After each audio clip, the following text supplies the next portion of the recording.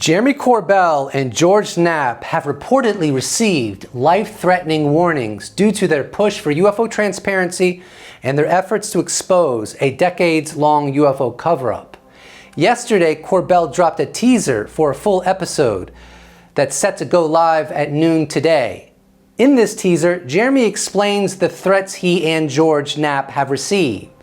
I've been notified of very specific and direct and detailed threats against my life, as well as against anybody who may have information, assets, or contact with additional whistleblowers or individuals who are aware of this program. So much so that I have taken action through law enforcement. The program he was referencing in the previous clip was Immaculate Constellation, a story that was broken by journalist Michael Schellenberger, underscoring that program. But here's where things get wild. Jeremy reveals that he and George have a dead man's switch. If anything happens to them, it would trigger an uncontrolled, catastrophic disclosure of information. Do you have in place what you might call a dead switch, a system whereby information about this and other matters that we've collected over the years would be disseminated if something were to happen? Okay, I will not mince words. We have had in place for quite some time, unrelated to this story of Immaculate Constellation, that if you or I are removed from the equation, that you have absolute, uncontrolled, catastrophic disclosure of information that would be dangerous to the United States of America, that would be dangerous to global policy, that would be dangerous in many ways. And it benefits everybody to not with journalists doing their job and sanitizing information prior to the good of public knowledge with no harm to the United States of America, putting it out. While I don't have all the specifics about the threats against Jeremy, George, and others, there's no question that intimidation and harassment have been part of UFO history for decades. There are some relentless interests that want all of humanity to remain ignorant about their place in the universe for, well, an indefinite period of time, like, I don't know, eternity. It's ridiculous, isn't it? The whole thing is ridiculous. In the next clip, News Nation's Washington correspondent Joe Khalil interviews Senator Mark Rubio, who shares the fears whistleblowers face when considering coming forward and after coming forward. And frankly, a lot of them are very fearful of their jobs, fearful of their clearances, fearful of their career. And some, frankly, are fearful of harm coming to them. And so I want to be very sort of, respectful of that, because I don't want to discourage others from coming forward. Right. And here, from an episode of Reality Check, journalist Michael Schellenberger, drawing on his own encounters, speaks about the very real fear UFO whistleblowers face. These whistleblowers are absolutely terrified. They're really, really scared. They have reason to be scared. I think they are psychologically healthy individuals. I don't think they have. There's nothing I could. In my past work, I've dealt with mental illness. I interview homeless people on the street who are psychotic, including having UFO and alien psychoses. I recognize that could be psychosis. These people are not in psychotic states. These people are mentally healthy. They've passed all sorts of tests to be where they are. This is no LARP. UFO witnesses have faced harassment for decades. And Michael Schellenberger even wrote an article detailing just that. These threats come from forces that want to maintain the status quo of ridicule and ignorance surrounding UFOs. These groups want to keep the public in the dark for a variety of reasons. I need to crack a beer. Okay. I will crack a beer in solidarity with Jeremy Corbell.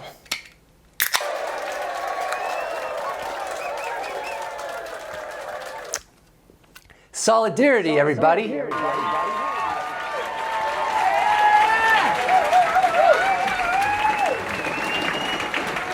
Jeremy Corbell wrote yesterday, October 15th, "We have never released a weaponized episode more important to me personally than this one. Tomorrow, Tuesday, high noon Pacific time, tune in." And Bryce Zabel responded, "George Knapp has seen the Immaculate Constellation document, and it sounds like he's going to be all over what's in it tomorrow, Tuesday at noon Pacific time on his podcast, Weaponized, that he does with Jeremy Corbell. I admire their investigative chops and their guts in getting information to the public. Stay safe, guys. We'll be watching." In the following clip, Michael Schellenberger lays out the story that he broke about Immaculate Constellation. Yeah, this is an incredible story. So a new whistleblower has come forward with a written report that this person has shared with some members of Congress and with me, and the report is quite extraordinary. It says that there is an unacknowledged special access program called Immaculate Constellation, which is the parent program, is the language used for exactly what you said: UAP, crash retrieval, reverse engineering, and apparently a very large database of high quality photographs, videos, infrared videos, apparently much more sophisticated documentation of many more UAP encounters than have been released. And so the article is really about the allegation that this program exists and that it has been withheld from Congress illegally. So that really is the gist of the story that Schellenberger broke. And in the end of that clip, he said that the information in this database has been withheld from Congress. So when you look at AARO, All Domain Anomaly Resolution Office, that was sanctioned by the United States Congress to investigate UFOs, and you recently had the former head of AARO, Dr. Sean Kirkpatrick, saying there's no evidence that any UAP represent non-human intelligence or even unexplained technologies, as I think he went that far as well.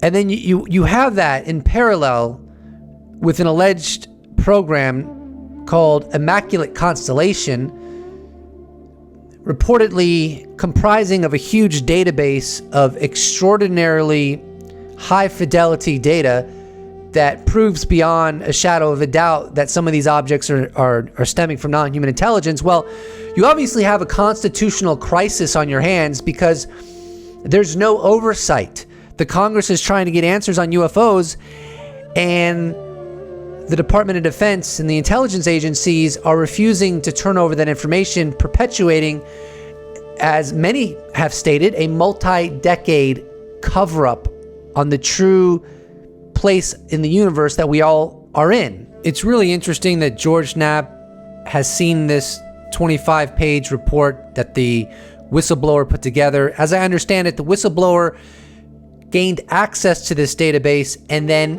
put a report together compiling what it comprises of. But as Schellenberger stated, he did not see anything in the report that gives him the impression that what's in the report would be detrimental to the U.S. national security. And he said he hopes it gets released, and I hope it gets released, and I think it probably will get released sooner or later.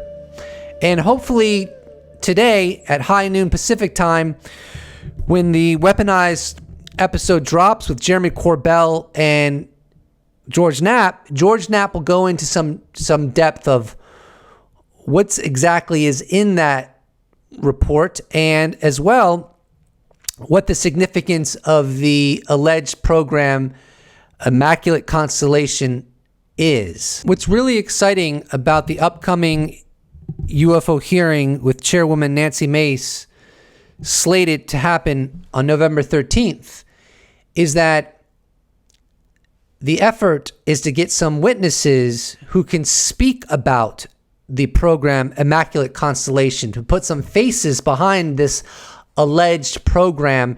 And in the following clip, Jeremy Corbell goes into that with host Chris Cuomo. And there's a lot more to learn about this program and others directly from people involved. Give me some of the right questions. Okay, some of the right questions.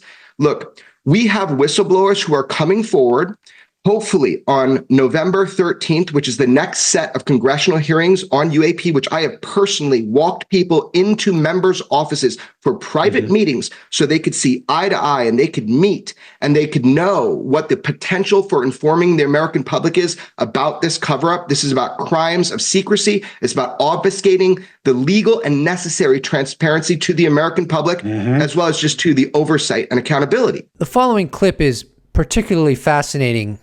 Journalist Michael Schellenberger goes into some of what's actually in the 25-page report that he did not go into, as I recall, in the actual article he wrote that broke the story on the alleged program Immaculate Constellation. I hope at some point it does become public.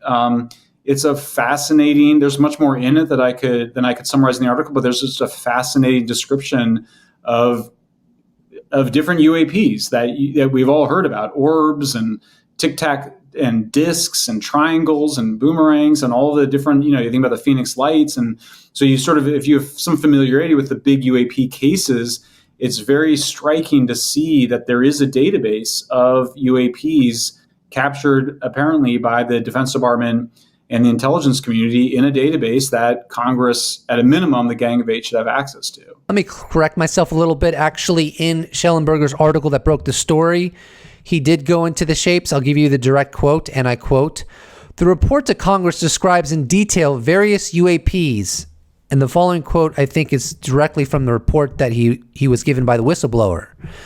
"From 1991 to 2022, the most common UAP shapes reported in this United States government data set were spheres, orbs, discs, saucers, ovals, tic-tacs, triangles, boomerang, arrowhead, and irregular organic." That's really remarkable. And of course, this is a database that also has all kinds of sensor data to back up what I just stated. Then presumably there are images and videos of spheres, orbs, discs, saucers, ovals, tic-tacs, triangles, boomerang, arrowhead, and irregular organic. In other words, what's in this database is data from U.S. sensors. And the fact that this is being withheld from Congress and the American public so that a multi-decade alleged UFO cover-up can persist it's not only unethical, it's truly bizarre when you really think about it. It's hard to wrap your head around if it's true, and if it is true, which I think that it is, and that there is a cover-up, and we will get that clarification at some point in the not-too-distant future, it's going to be a difficult pill to swallow. Yeah, the report. So I have the report. It's, I think it's 25 pages. It's very well written. This is a professional, somebody whose job it is to interpret information and evidence, somebody who obviously feels moral duty to the Constitution. Similarly to David Grush, this is a person who obviously loves their country and is patriotic, and does not feel that this information, if it got out, would undermine national security. I hope very much that the report, that some version of it can be made public, because this is taxpayers paid for this research, as you mentioned, over many decades. So just to be clear, this whistleblower is not the only person that has substantiated this database. Journalist Schellenberger has said he's spoken to multiple people who are credentialed and would know if such a program exists, and they said it does exist. In fact, let me give you a quote that I jotted down very quickly from this discussion with Schellenberger and Coldhart, and I quote, this is what Schellenberger said: "As a journalist, you're always worried about circular reporting. This new whistleblower is not part of that circular reporting. I am confident of that. This person did not know the other individuals that verified the name of this program. I did check the name of this whistleblower. They are who they say they are. This does not fit the theory of social contagion, end quote. Now, some of the things he said is that the main whistleblower that typed up their 25-page report loves their country. They feel like they have a moral duty to the Constitution, similar to David Grush, someone that is patriotic, and someone that does not feel like this information would undermine national security if it got out. Now, that's extremely important because it's clear that if there is a cover-up, such as David Grush, Lou Elizondo, former Colonel Carl Nell, former Rear Admiral Tim Gallaudet, and others who have recently come forward to inform the public. If there is truly a cover-up, as all these people say, and as people have said for decades, and with the momentum we're currently experiencing in the new whistleblower protection laws, while they're not good enough, they do offer some protection. They have led people coming forward that otherwise wouldn't have come forward. I don't think David Grush would have ever come forward in a billion years without those whistleblower protection laws. He doesn't want to go to jail. But it's so essential to pay close attention to what Schellenberger just stated. The whistleblower that he has spoken to personally that gave him that 25-page report, he's not coming forward, he or she, because we don't know the gender. Schellenberger is being very protective of the person's identity. But he or she, whoever came forward, they're not doing this for their health. They're not doing this for a LARP. They're not doing this to feel special, in my opinion.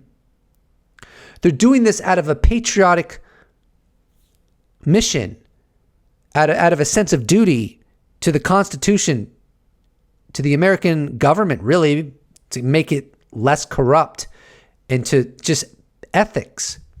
And the reason this is so essential is because if Grush feels this way, former Colonel Carl Nell feels this way, former intelligence officer Lou Elizondo and David Grush, and former Rear Admiral Tim Gallaudet feels this way, then you can probably bet your bottom dollar that there are other people waiting in the wings who also feel this way and have also been read into these UFO programs that are part of the cover-up. And so this tells me that this process is going to escalate because there are people who are really patriotic, and because of the new whistleblower protection legislation that's in place, as well as the momentum we have and the hearings that are coming and the documentaries that are coming out, people are not going to sit on their laurels. People are going to continue to come forward to attempt and help put an end to this unethical, ridiculous cover-up, where it essentially comes down to outlawing the dissemination of information about the nature of our universe. That's truly what it comes down to. They don't want any information coming out where it would solidify that we now know that we are not alone. It's all classified. It's all insulated. It's completely bizarre. It's classifying nature as if as if facts about our universe that are not national security in origin should be withheld from the public. It doesn't even make sense. It's bizarre and useless, utterly useless from a practical standpoint. And it's ridiculous on another account because obviously trying to insulate this information is never going to work. Yeah, it might work for a while, but eventually it will unravel, and I think that's what's happening now. Like, why not get ahead of it? Why not make yourself out to be perceived as the good guys as opposed to being perceived as the villain if the truth is going to come out no matter what? So we'll end it at that. Immaculate Constellation is a fascinating alleged program. It wouldn't surprise me if it's completely real. Wouldn't surprise me if there really is high fidelity data in that database that proves we're not alone.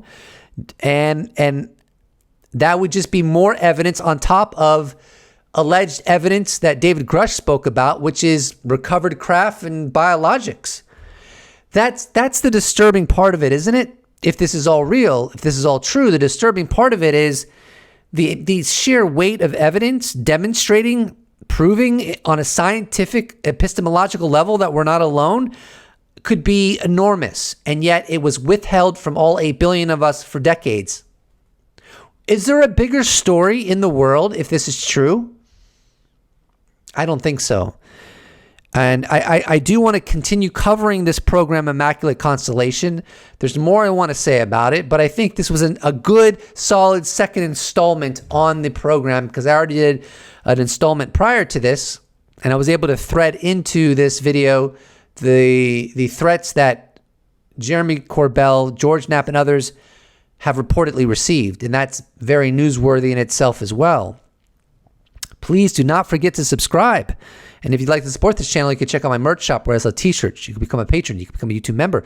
You can give me a one-time donation. All those potentialities can be accessed in the description box below, or you can just slap a like on this bad boy, and I'll appreciate it so much. Thank you so much for watching, and I look forward to seeing you in the next episode. Special thanks to all patrons, YouTube members, those that have bought merch, those that have given me a one-time donation. I couldn't do without you. Thank you so much. See you in the next episode.